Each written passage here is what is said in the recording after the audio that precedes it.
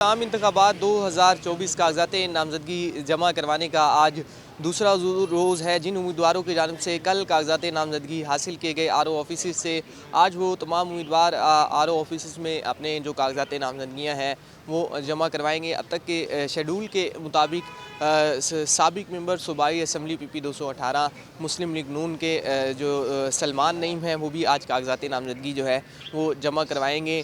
Senator Rana Mahmudul Hasan NA 152 से जो है वो कागजात नामजदगी जमा करवाएंगे। इसके साथ साथ NA 148 से शेख तारिक रशीद जो है वो अपने कागजात नामजदगी जो है वो जमा करवाएंगे। जमात इस्लामी के जो है आसिफ महमूद अखवानी जो है वो भी अपने कागजात नामजदगी जो है वो जमा करवाएंगे।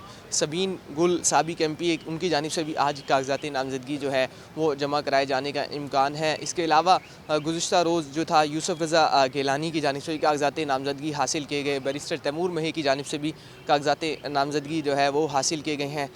आज जो है दूसरा रोज़ होगा कागजात नामजदगी जमा करवाने का, और कल जो है कागजात नामजदगी जमा करवाने के हवाले से आखिरी रोज़ होगा। और कल भी जो है आज भी 4:30 बजे तक 4:30 तक, और कल भी जो है 4:30 तक जो है वो कागजात नामजदगी जो है वो ROs की जानिब से वसूल किए जाएंगे।